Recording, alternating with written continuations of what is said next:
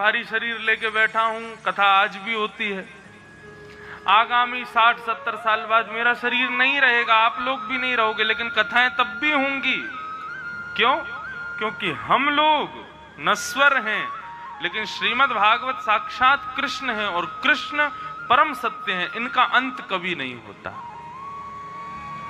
जब सृष्टि नहीं थी तब भी वे थे, जब सृष्टि है तब भी वो हैं, और जब सारी चराचर सृष्टि समुद्र में डूब जाएगी, प्रलय हो जाएगा, तब भी वो रहेंगे। इसलिए वो कौन है? सत्य, जिसका आदि मध्य और अंत तीनों में कभी नाश नहीं होता, वो सत्य कहलाता है। ठाकुर जी परम सत्य। पहली बात तो ये सिद्ध हो गई कि ठाकुर जी सत्य क्यों है, क्योंकि वो आदि मध्य और अंत में रहते हैं, इसलिए वो सत्य हैं। लेकिन दूसरी बात, यदि प्रैक्टिकली देखो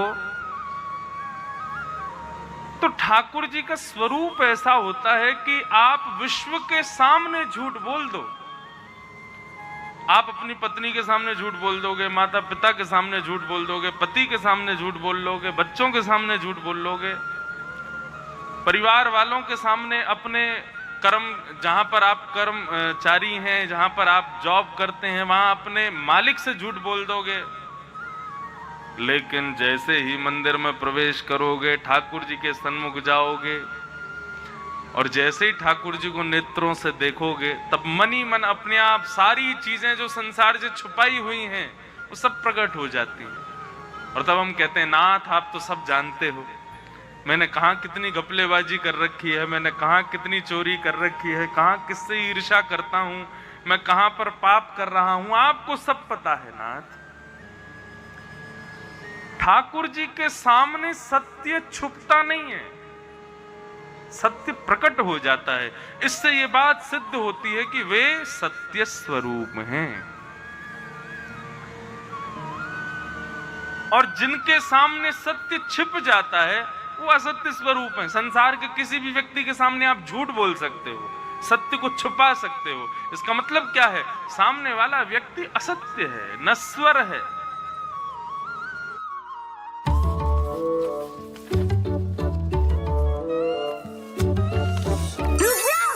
ये क्या है? असली नोट? ब्रो, ये फटा है। सुन, कते फटे या पुराने, लेकिन ठाकुर जी से नहीं छुपा सकते।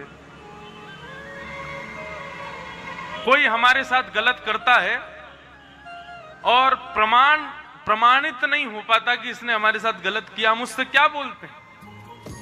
ठीक है भाई, कर ले, जैसा तेरी इच्छा सब कर ले, भगवान सब देख रहा है, भगवान को सब पता है। आज संसार मेरी बात नहीं मान रहा है, लेकिन एक ना एक दिन विजय तो सत्य की ही होगी। क्यों? क्योंकि ठाकुर सब सुन रहा है, सब देख रहा है। इसका मतलब क्या है? वो हरि कौन है? उनका पहला स्वरूप है सत्य। भगवान का दूसरा स्वरूप क्या है? चैतन्य। चैतन्य का मतलब क्या है?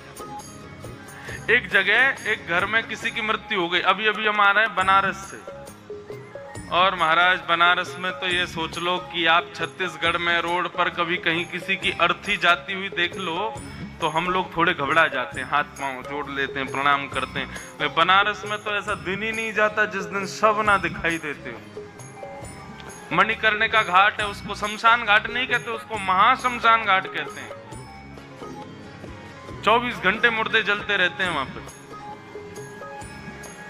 तो एक घर में किसी की मृत्यु हो गई, पत्नी रो रही थी, मेरे पति चले गए, बच्चे रो रहे थे, हमारे पिताजी चले गए, भाई रो रहा था, मेरा भाई चला गया, बहन रो रही थी, मेरा भाई चला गया, नौकर रो रहे थे, हमारे मालिक चले गए, सब रो रहे थे घर में। तभी एक संत वहां से जा रहे थे, तो संत ने भीतर जाकर के बेटे से पूछा, अरे बेटा तुम रो क्यों रहे हो? वो बोला कि मैं इसलिए रो रहा हूं, मेरे पिताजी चले गए। कहां चले गए? बोले भगवान के पास चले गए। बोले कब चले गए? बोले अभी अभी सुबह चले गए।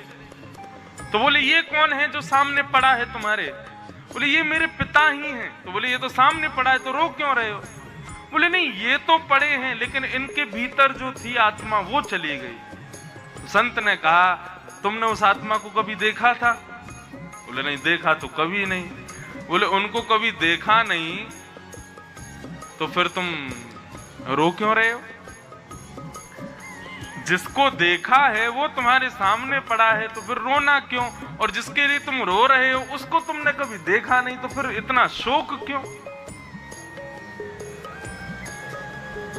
समझ में आई बात? हम किसी की मृत्यु पर रुदन करते हैं कि वो व्यक्ति हमें छोड़ के चला गया, लेकिन उसके तो शरीर हमारे सामने ही है। ऐसी बड़ी बड़ी आंखें थीं, ऐसी बड़ी बड़ी उसकी भौहें थीं, इतने बड़े बड़े कान थे, ऐसे बाल थे, वो तो सब उसके भी हैं जो तुम्हारे सामने पड़ा है। फिर रो क्यों रहे हो? इसलिए रो रहे हैं क्योंकि उसके भीतर जो था वो चला गया। उसके भीतर जो था उससे हम कभी मिले नहीं।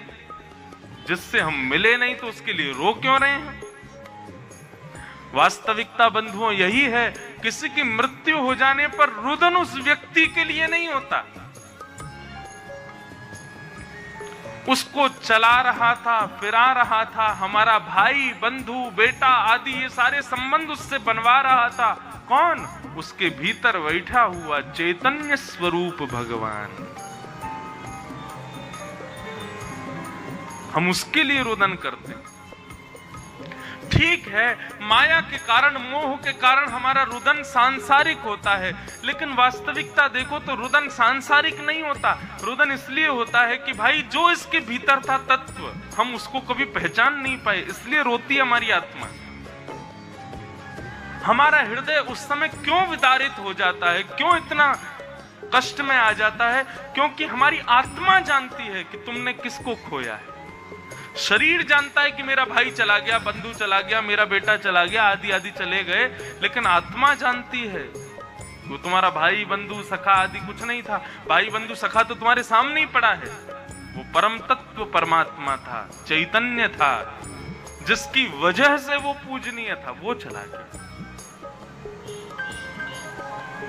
अभी कोई संत आ जाए, पूरी दुनिया दौड़ पड़ेगी पैर छूने के लिए।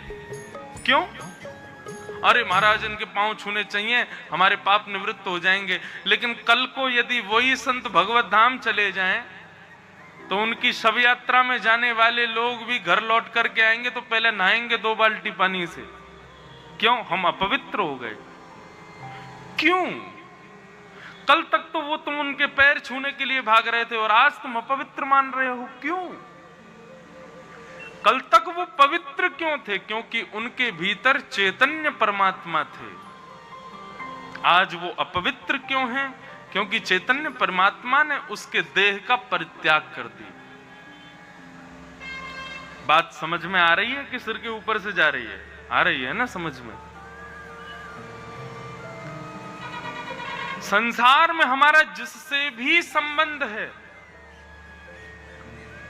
वो मायावी संबंध बाहर से दिखता है कि ये माँ है, ये पिता है, ये बहन है, बंधु है, लेकिन वास्तविक आत्मा का देखो तो हमारा संबंध उस व्यक्ति से नहीं, उसके भीतर बैठे चैतन्य परमात्मा से। ये ठाकुर जी का दूसरा स्वरूप है, चैतन्य। जिस चैतन्य की वजह से बेटा अपना लगता है, माँ अपनी लगती है, पत्नी अपनी लगती है, पति अपना लगता है, और जिस चैतन्य के छूट जाने पर, चले जाने पर अपने ही उस बेटा को, उस पिता को, उस चाचा को शमशान छोड़ाते हैं। अब हमारे किसी काम का नहीं है ये। क्यों?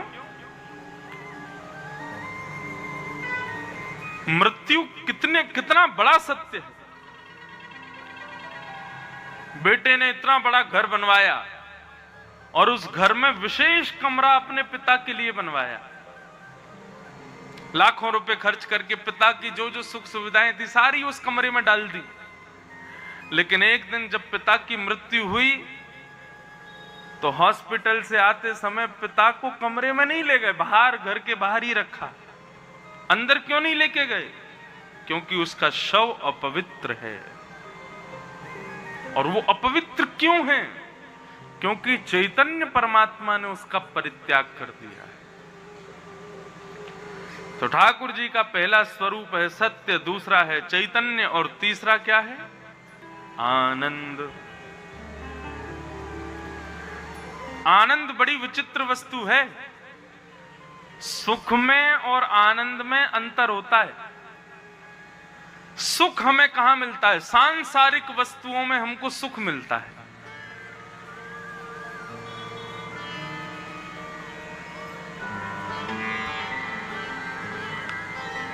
सांसारिक खाने की वस्तु हो, पहनने की वस्तु हो, पीने की वस्तु हो, रखने की वस्तु हो, वो सारी वस्तुएं हमको सुख देती हैं।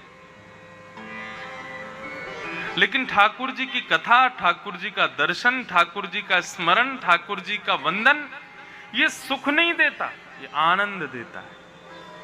अब आप किसी शादी में जाओ और वहां शादी में नीचे फर्श पर बैठा दिया जाए तो क्या होगा? अपमान लगेगा अपना। बताओ, शादी कर रहे हैं, क्या कर रहे हैं? नीचे फर्श पे बैठा दिया हमको, जमीन पे बैठा दिया। जिस शादी में बैठने के लिए सोफा या कुर्सी नहीं हो, ऐसी शादी में 5 मिनट से ज्यादा रुकोगे नहीं आप, तुरंत चले जाओगे। क्यों? अरे फर्श पे थोड़ी बैठेंगे हम, क्योंकि सांसारिक वस्तु है शादी। लेकिन कथा में किसी व्यक्ति के घुटने में भी दर्द होता हो तो वो भी जमीन पर बैठ जाता है, और बैठ करके महाराज 4 घंटे कब निकल गए उसको पता ही नहीं चलेगा। क्यों? क्योंकि ये सुख नहीं है, ये आनंद है।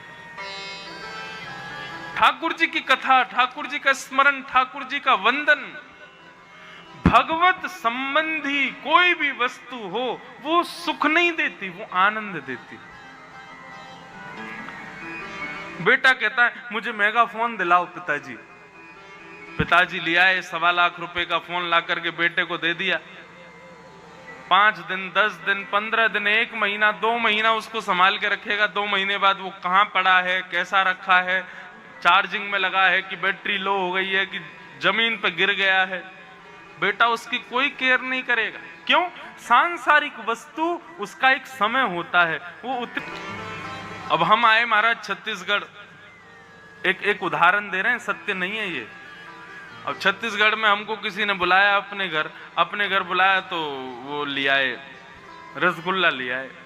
महाराज जी 1 रसगुल्ला मेरे हाथ से खाना पड़ेगा। मैंने कहा लाओ खिलाओ। इतने में ही उनकी पत्नी आ गई, बोले आपने उनके हाथ से खा लिया, 1 रसगुल्ला मेरे हाथ से और खाओ। मैंने कहा लाओ खिलाओ। बेटा आ गया, बोले माता पिता के हाथ से खा लिया, अब 1 मेरे हाथ से और खाओ। मैंने कहा तुम भी खिलाओ। बेटी आ गई, बोले भैया माता पिता सबने खिला दिया, अब मैं भी खिलाऊंगी। मैंने कहा आप भी खिलाओ। कितने रसगुल्ले खा लिए? 4। हमको रसगुल्ला पसंद है तो 4 की जगह 5 खप जाएं, 6 खप जाएं, कोई दिक्कत नहीं। लेकिन महाराज अब तो बुआ फूफा सब आ जाएं, बोले हमारे हाथ से भी खाओ, हमारे हाथ से भी खाओ। तो 4, 5, 6 रसगुल्ला खाने के बाद क्या होगा? रसगुल्ला देख करके वमन की इच्छा होगी। रसगुल्ला देख के मन होगा कि मैं कहीं इसको पलट दूं, भाग जाऊं कहीं दूर, इन लोगों से कैसे भी बचूं। क्यों? क्योंकि रसगुल्ला एक सांसारिक वस्तु है, उसका एक नियमित रूप है, वो उतनी देर ही सुख दे सकता है। उसकी अति यदि होगी तो वो सुख में कटौती कर देगा और कष्ट देना प्रारंभ कर देगा। अति सुख भी कष्ट देता है।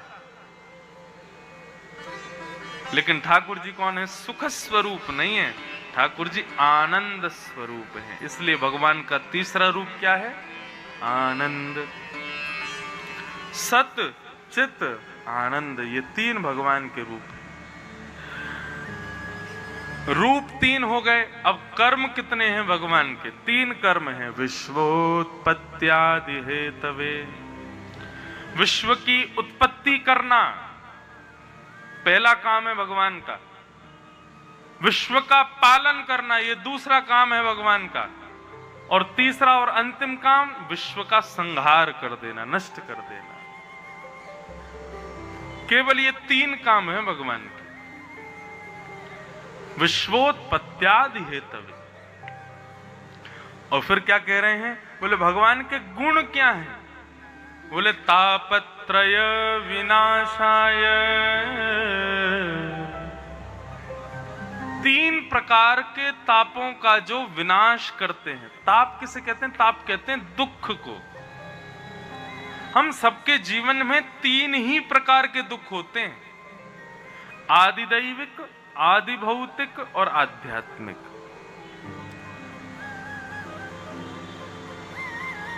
आदि दैविक दुख क्या है? बहुत जोर से बारिश आ गई और बारिश आते ही आप भीग गए और भीग के आपको जुकाम हो गया, ये क्या है? ये आदि दैविक दुख है। आदि भौतिक दुख क्या है? गाड़ी चला रहे थे, पीछे से किसी ने टक्कर मार दी, दुखी हो गए, ये हो गया आदि भौतिक दुख। और आध्यात्मिक दुख क्या है? रायपुर जाऊंगा, रायपुर में जाकर के ऐसे ऐसे जॉब करूंगा, जॉब करके इतने लाख रुपए कमाऊंगा, इतने लाख रुपए कमा करके इतना बड़ा घर बनाऊंगा, ऐसी लड़की से ब्याह करूंगा, ऐसे मेरे बालक होंगे, ऐसा मेरा व्यापार चलेगा। ये सारी चीजें पहले सोच ली और फिर वहां जाकर के वो सब ना हुई, उससे जो चिंता आपकी बन गई, यही है आध्यात्मिक दुख। आदि दैविक दुख क्या? जो प्रकृति से मिला है। आदि भौतिक दुख क्या? जो दूसरे व्यक्ति से मिला है। और आध्यात्मिक दुख क्या? जो तुम्हारे खुद के भीतर से तुमको हो रहा है। ये तीन ही दुख के कारण। ठाकुर जी कहते हैं मेरी शरण में आने वाले के दुख नहीं जाएंगे। याद रखिएगा इस बात को। भगवत शरणागत होने से दुख निवृत्ति नहीं होती, भगवत शरणागत होने से दुख से लड़ने की क्षमता प्राप्त होती है। आजकल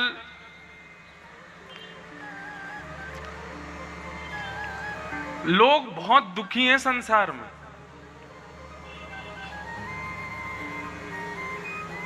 और धोती बगलबंदी पहन लें, तिलक लगा लें, चोटी रख लें तो महाराज सामान्य लोगों को लगता है ये बाबा जी हैं, ये हमारे दुख दूर कर देंगे। अभी कल ट्रेन में आ रहा था तो उस ट्रेन में जो कर्मचारी थे वो 3-4 बार मुझको देख गए। 5वीं बार वो वहां सफाई करने आए तो सफाई करते बोले बाबा हम आपसे कुछ कहें। मैंने कि भैया हम बाबा लग रहे हैं आपको? इतनी उम्र हो गई हमारी, हम बाबा जैसे लग रहे हैं?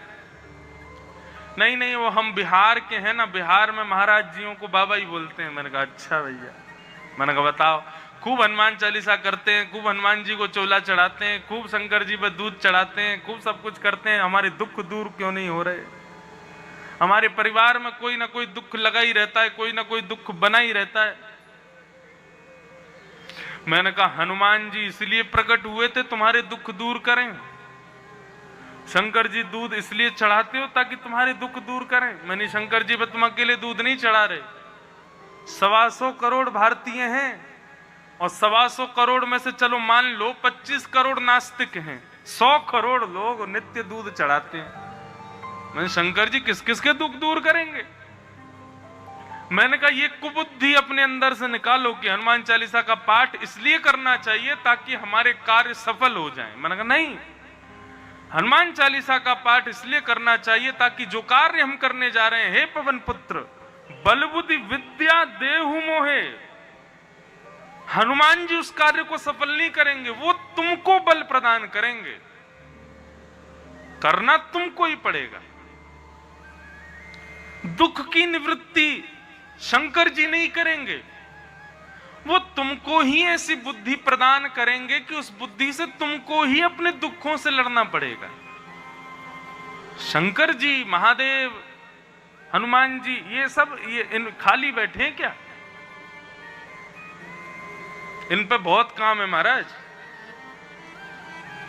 अब काशी से हम आ रहे हैं, बनारस के मणिकर्णिका घाट, शमशान घाट का महत्व क्या है कि वहां पर मृत्यु जिसकी होती है वो वैकुंठ जाता है। जिसका भी अंतिम संस्कार होता है, ऐसा कहते हैं भोलेनाथ स्वयं आते हैं, उसके कान में राम नाम कह देते हैं, वो सीधा वैकुंठ जाता है। इसलिए काशी के घाटों पर अंतिम संस्कार का बड़ा महत्व है। बड़े दूर दूर से लोग आते हैं अपने अंतिम संस्कार के लिए। और क्या कहें, काशी में तो 2-3 होटल और हैं, उन होटलों का नाम ही है मुक्ति धाम। वहां लोग क्यों रहने जाते हैं? बोले अब जीवन के अंतिम समय हमको यहीं बिताने, वहीं पर मृत्यु हो जाए, इसलिए जाते हैं वहां पर। वहां खाने पीने सबकी व्यवस्था मिलती है। लोग क्यों आए हैं? पैसा दे करके मरने के लिए, ताकि हमारी प्राण यहां निकल जाए। अब बताओ, शंकर जी वहां 24 घंटे वहां चिताएं जलती रहती हैं इतने लोगों का उद्धार करने के लिए। राम तारक मंत्र वहां पर आने वाली चिताओं शमशान में शवों को सुनाते रहते हैं। शंकर जी पर टाइम है? एक सेकंड खाली नहीं है वो। हनुमान जी क्या करते हैं? बोले यत्र यत्र रघुनाथ कीर्तनम तत्र तत्र कृतमस्तकांजलिम बाष्पवारी परिपूर्ण लोचनम मारुतिम नमत राक्षसांतकम। हनुमान जी का काम क्या है? जहां जहां कथाएं चल रही हैं वहां वहां एक सेकंड की ही सही हाजिरी लगाते हैं हनुमान जी। अब आप सोच लो, भारत में कितनी कथाएं हो रही हैं। हमारे वृंदावन में तो ये हाल है कि महाराज कंकड़ ऊपर उछालो तो वो नीचे गिरेगा तो किसी व्यास के सिर पर गिरेगा। इतने व्यास हैं, और इतने व्यास वृंदावन में दिखाई नहीं देते। कहां है? बोले साहब कथाएं कर रहे हैं। छत्तीसगढ़ में ही कितनी कथाएं चल रही होंगी, यदि खोजने निकलोगे तो। बंबई में चल रही होंगी, दिल्ली में चल रही होंगी। अभी छत्तीसगढ़ में 2-4 दिन बाद हमारे पिताजी की कथा शुरू होने वाली है। कहां? चिरमिरी। चिरमिरी शायद छत्तीसगढ़ में ही, कहां है? अंबिकापुर के छत्तीसगढ़ में ही है ना? हाँ, नाम ही कैसा, चिरमिरी, जैसे कोई मिर्च खा ली हो किसी ने। चिरमिरी। अभी कुछ दिन पहले उनकी कथा थी पिताजी महाराज की छत्तीसगढ़ में। उस जगह का नाम था ले लूंगा।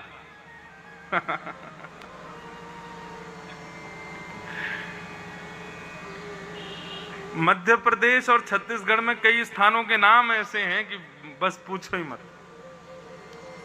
भाटा पारा, ऐसा लगता है जैसे कि वो समुद्र में नहीं आ जाता है, वो जोर से लहर आ गई हो। है ज्वार भाटा।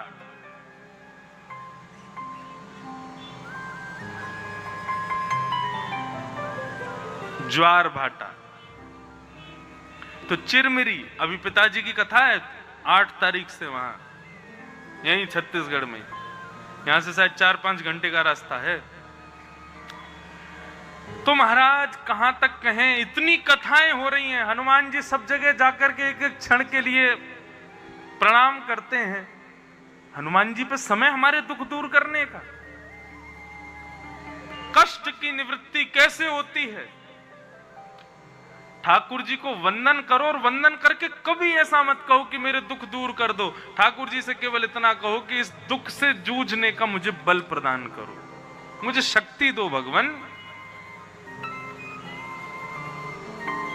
हम लोग बचपन में स्कूल में थे तब एक प्रार्थना गाते थे, इतनी शक्ति हमें देना दाता, मन का विश्वास कमजोर होना, हम चले नेक रास्ते पे हमसे भूल कर भी कोई भूल होना।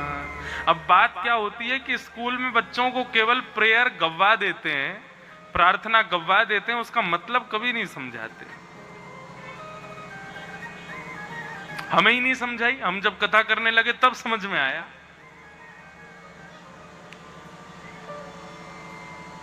इसलिए भैया दुख की निवृत्ति कभी नहीं मिलेगी आपको भगवत कार्यों को करने से। हां, दुख से जूझने का बल जरूर मिल जाएगा। सूरदास जी हो, तुलसीदास जी हो, मीराबाई हो, कुंभन दास हो, और कहां तक भक्तों के नाम लूं। महाराष्ट्र में चले जाओ तो एकनाथ जी हो, तुकाराम जी हो, नामदेव जी हो। इन सब के जीवन में कष्ट आए हैं, लेकिन भगवत भजन से इन्होंने अपने कष्टों से लड़ाई की है। ठाकुर जी से कभी नहीं कहा कि कष्ट दूर कर दो। एक जगन्नाथपुरी में एक भक्त थे भगवान के, उनका नाम था माधव दास। माधव दास जी को एक रोग लग गया। क्या? पेट खराब हो गया उनका। तो पेट खराब होने से जो भी खाते सब निकलता। तो माधव दास जी मंदिर नहीं जा पाते। वो बोलते मैं इतना अपवित्र हो गया हूं कि 24 घंटे मेरा पेट निकलता रहता है, तो इसलिए अब मैं मंदिर कैसे जाऊं? बार बार स्नान करके ही मंदिर जाते थे। समुद्र के किनारे गए और जाकर के समुद्र में ही लेट गए। समुद्र के जल में ही मलमूत्र आदि का परित्याग करते रहते थे और उसके जल से स्नान करते रहते थे। जगन्नाथ भगवान की स्मृति करते करते इतनी कमजोरी आ गई कि वहीं बेहोश होकर गिर गए। माधवदास इतने प्रिय भक्त थे जगन्नाथ जी के कि जगन्नाथ जी प्रकट हो गए और प्रकट होकर के आए और आकर के समुद्र का जल लेकर के आमे और माधवदास जी के शरीर पे जो मल लगा था उसको अपने हाथ से धोना शुरू कर दिया ठाकुर जी ने। माधवदास जी के नेत्र खुले, जैसे ही देखा कि मेरे मल को दूर कर रहे हैं साक्षात ठाकुर जी। माधवदास जी ने हाथ पकड़ लिया, बोले क्या कर रहे हो आप? तो भगवान कहते हैं कि माधव तेरे ना मल को साफ कर रहा हूं, तेरी जो गंदगी है शरीर की उसको निवृत्त कर रहा हूं। माधवदास जी बोले गंदगी साफ करना मंजूर है लेकिन मुझे ठीक नहीं कर सकते आप परमात्मा हो, आप साक्षात भगवान हो,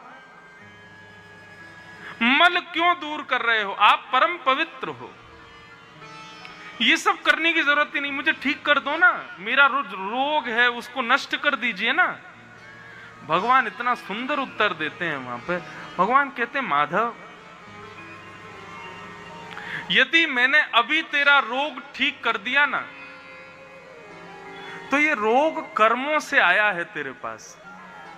इस जन्म में नहीं तो पूर्व जन्म में, नहीं तो कभी ना कभी किसी जन्म का कोई कर्म है उसकी वजह से तेरे को रोग लगा है और तू मेरा भक्त है। इस प्रलोभन में यदि मैंने तेरा रोग दूर कर दिया तो अभी तो ये रोग दूर हो जाएगा लेकिन अपने कर्म के फल को भोगने के लिए तुझे कभी ना कभी फिर जन्म लेना पड़ेगा और फिर से भोगना पड़ेगा। इसलिए जब व्यक्ति मेरे आश्रित हो जाता है, जब मेरे चरणानुरागी हो जाता है तो उसके पूर्व जन्मों के जितने भी कष्ट होते हैं, जितने भी दुख होते हैं, मैं एक साथ सब भुगवाना शुरू कर देता हूं। क्यों? ताकि वो अभी सब भोग लेगा तो फिर जब मेरे पास आएगा तो उसको दोबारा जन्म नहीं लेना पड़ेगा। हम जन्म बार बार क्यों लेते हैं? हमारे संचित कर्म रह गए हैं, हमको भोगने हैं अभी। मानव का जन्म 2-3 कारणों से होता है। अपने दूषित कर्मों को भोगने के लिए, बहुत सुख भोगने के लिए, और किसी किसी का जन्म होता है इन दोनों को राह दिखाने के लिए। लेकिन ठाकुर जी कहते हैं मैं यदि अपने शरणागतों के कष्ट दूर कर दूंगा तो ये गलती मेरी होगी। क्यों? अभी यदि मैंने उसका कष्ट दूर कर दिया तो वो कभी ना कभी फिर उसको जन्म लेना पड़ेगा और फिर जो उसका बचा हुआ जो कर्म है वो उसको भोगना पड़ेगा। कई लोग, कई परिवार मैंने ऐसे देखे हैं, वो भक्त जब बन गए, जब ठाकुर जी के आश्रित हो गए, उनके जीवन में कोई ना कोई कष्ट बना रहने लगा। कभी शारीरिक दुख आने लगे, कभी घर में कोई ना कोई कष्ट आने लगा, मनचाही चीजें ना होने लगी, व्यापार में कटौतियां होने लगी। तो वो लोग आकर के मुझसे रुदन करते, महाराज जी हमने जब से कथाएं सुननी शुरू की, जब से हमने भगवत पूजा शुरू की, हमारे जीवन में इतने कष्ट क्यों आ गए? मैं फिर उनको समझाता हूं, मैंने कहा तुमको खुश होना चाहिए। मैंने कहा क्यों? अरे मैंने कि ठाकुर जी तुम्हारी सारे कष्टों को अभी भेज रहे हैं ताकि अभी भोग भोग के सबको नष्ट कर दो, यहीं पर नष्ट करके निवृत्त हो जाओ और निवृत्त होकर ठाकुर जी के चरणों की प्राप्ति कर लो।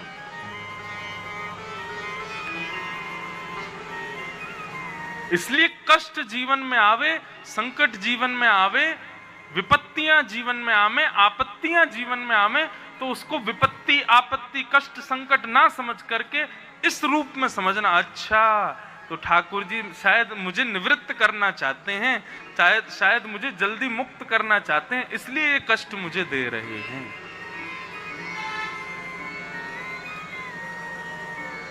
समझ में आई बात? ठाकुर जी कहते हैं मैं इसलिए अपने वैष्णवों को कष्ट बहुत ज्यादा दे देता हूं। मैं नहीं देता, उसके कर्मों के जितने कष्ट हैं मैं सब एक साथ उसको दे देता हूं ताकि भोग ले, ताकि तुझे जन्म ना लेना पड़े। इस प्रकार का भाव है। बाकी बंधुओं, हरि स्मृति सर्व विपद विमोक्षणम, हरि का स्मरण सारी प्रकार के विपत्तियां होती भी है ना सामने तो उनका अनुभव नहीं होता, उनका उतना प्रभाव हमारे ऊपर नहीं होता। भजन में ये बल है। मैं कितनी बार कभी बुखार में होता हूं, कभी सिर दर्द, इतना हम लोग भाग दौड़ करते हैं। अभी मेरा यदि स्थिति आप देखो तो मैं पिछले 1.5-2 महीने से मेरी नींद भी पूरी नहीं हुई है, इतनी भाग दौड़ में लगा हूं। और अभी वृंदावन पहुंचूंगा मैं दिसंबर में, और तब भी वृंदावन रात्रि को पहुंचूंगा, सुबह से कथा है वृंदावन में ही, और 7 दिन वृंदावन कथा पूरी करूंगा। 8 बजे कहीं ना कहीं थोड़ा बहुत तो कष्ट देता ही है, लेकिन आपको सच बताऊं कष्ट होता है यहां तक आने में, और जैसे यहां बैठा उस कष्ट का पता ही नहीं चलता कहां गया। अब ये देखो, एक आसन में बैठना ये भी एक कष्टदायी होता है, बहुत देर एक आसन में बैठा नहीं जाता, लेकिन जब कथा में बड़ी तत्परता होने लग जाती है, बड़ी सुनने में आनंद आता है, तो फिर एक आसन में बैठे बैठे कितने घंटे निकल गए पता नहीं चलता। इसलिए बंधुओं, आपसे प्रार्थना, आज के बाद कभी ठाकुर जी से ये मत कहना कि मेरे कष्ट दूर करो।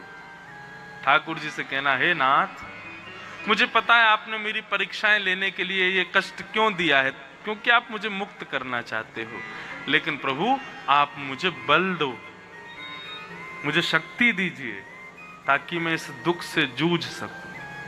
बंधुओं, जिनके जीवन में बहुत कष्ट, विपत्ति, आपत्ति, दुख, संकट आदि मंडरा रहे हैं, उनके लिए एक ही रामबाण है, व्यासपीठ से कह रहे हैं, सुन लीजिए। जब भी कोई संकट जीवन में आवे, नेत्र बंद करो और भगवान के श्री चरण कमलों का स्मरण करो। ठाकुर जी के श्री चरण कमलों का स्मरण श्रीमद् भागवत में स्वयं नारद जी महाराज कहते हैं, श्री कृष्ण चरणाम्भोजम स्मरत दुखम गमिष्यति। नेत्र बंद करके ठाकुर जी के चरण कमलों का स्मरण करो, और चरण कमलों का स्मरण करके हे कृष्ण हे कृष्ण हे कृष्ण हे कृष्ण 3-4 बार केवल इसका उच्चारण कर लो। बढ़िया नेत्र खोल करके देखोगे तो पहले से कष्ट, पहले से दुख, विपत्ति जो भी होगी वो कम हो चुकी होगी, या फिर आपको इतना बल मिल चुका होगा कि उससे निवृत्त, उससे लड़ने के लिए आप तैयार हो जाओगे। हरि नाम में इतना बल है। प्रहलाद जी महाराज को जब राक्षस बड़ा उल्टे सीधे तरीके से मारने का प्रयास कर रहे थे, तब प्रहलाद जी महाराज कहते हैं, तुमको पता है मेरी रक्षा कौन कर रहा है? बोले हाँ, तेरा नारायण। बोले ना, नारायण तो अभी आया ही नहीं है, तो तेरी रक्षा कौन कर रहा है प्रहलाद? तब प्रहलाद जी कहते हैं, दंता गजानाम कुलिशाग्र निष्ठुर शीर्णा यते ते नवलम ममैतद। ये मेरा बल नहीं है। तो बोले महाविपत्ताप विनाशनोयम जनार्दनानुस्मरणानुभाव। बड़ी बड़ी विपत्तियों को दूर करने वाले उन नारायण जनार्दन भगवान के केवल और केवल नाम का ये प्रभाव है जो तुम लोगों को दिख रहा है। मेरी रक्षा उनका नाम कर रहा है। तुम जब जब मेरे आगे संकट डालते हो, जब जब मुझे मारने का प्रयास करते हो, मैं केवल उनका नाम गाता हूं। विचार करो, जिसका नाम मेरी इतनी रक्षा कर रहा है। अरे राक्षसों, सावधान हो जाओ, नारायण के नाम में इतनी ताकत है कि तुम मेरा बाल बांका नहीं कर पा रहे। सोचो किसी दिन नारायण यदि मेरे बगल में आके खड़े हो गए तो तुम्हारी क्या हालत करेंगे, क्या दुर्दशा करेंगे। दुर्दशा तो कर ही दी, फिर खंबे से निकले नृसिंह बन के, फाड़ दिया पेट, थर थर कांपने लगे सब लोग। भगवान को तो आने की जरूरत ही नहीं है भैया, ठाकुर जी का नाम लेके चलो। जैसे कि किसी की बड़े नेता से पहचान हो तो क्या कह देता है नेता, मां चले जाओ, मेरा नाम ले देना बस। अरे आप कहीं लिख के दे दो, आप कुछ अरे मैं कह रहा हूं ना, मेरा नाम ले दियो। तो नेता का नाम ले देते हम पुलिस वालों से जाकर के, तो पुलिस वाले रास्ता खोल देते हैं। अच्छा ठीक, अच्छा उनके जानकार हो, ठीक है चले जाओ। ठीक वैसे ही सामने जब विपत्ति आवे, सामने जब संकट आवे, ये सामने विपत्ति संकट कष्ट रूपी जब पुलिस वाले आमे तो इनको भगवान का नाम सुना दो। बोले बेटा हमारा इनसे संबंध है, तो कष्ट विपत्ति संकट जो है वो सामने से ही लौट जाएगा। बोले इसका तो उनसे संबंध है। तो बंधुओं, इस प्रकार ठाकुर जी कौन हैं? ठाकुर जी आनंद स्वरूप हैं।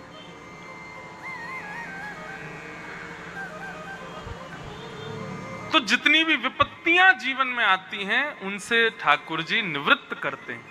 कष्ट से निवृत्त नहीं करेंगे, लेकिन कष्ट से तुमको इतना लड़वाएंगे कि वो कष्ट अपने आप ही तुम्हें छोड़ देगा। इस प्रकार तापत्रय विनाशाय, 3 प्रकार के तापों का विनाश करने वाले श्री कृष्णाय वयं नमः, ऐसे त्रिकालाबाधित सत्य जो हैं श्री कृष्ण को हम प्रणाम करते हैं। भगवान के हमने 3 रूप सुने, 3 कर्म सुने और 3 गुण सुने। ऐसे त्रिकालाबाधित भगवान को हम प्रणाम करते हैं।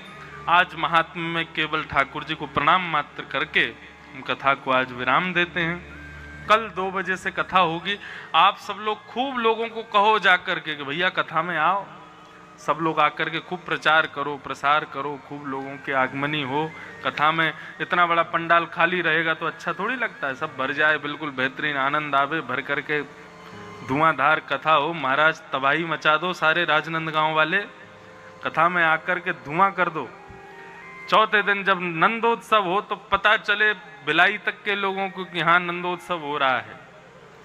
तो ऐसा सुख हो। और भैया नहीं आवे तो किसी को बुलाने की जरूरत नहीं, हमको तो आनंद आ रहा है, आप लोग भी बैठ के सुन लेना, हम सबको सुना देंगे। हम 7 दिन के लिए आए हैं, कथा सुना करके प्रेम से भाव से आनंद से जाएंगे। और हमारे नाना जी एक बड़ी अच्छी बात कहते थे। एक बार कहीं कथा करने गए तो आयोजकों ने कहा महाराज जी 1 घंटा लेट चलेंगे। बोले 1 घंटा लेट क्यों? बोले अभी कोई आया नहीं है पंडाल में।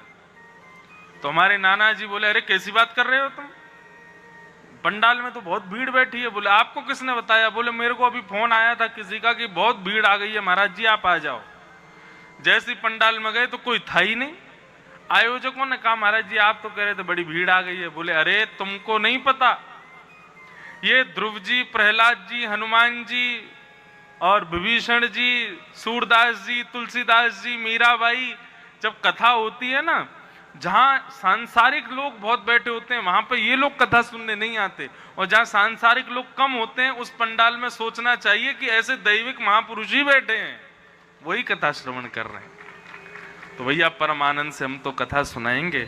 और हमारे परम स्नेही, परम सुहृद और बड़े ठाकुर जी के अनंत भक्त श्री देवेंद्र सिंह जी वैश्य और उनका पूरा परिवार, उसको हम बहुत बहुत धन्यवाद कहते हैं। इतना सुंदर कार्यक्रम यहाँ करा रहे हैं। अब आप सब लोग आरती के लिए खड़े हो जाएं।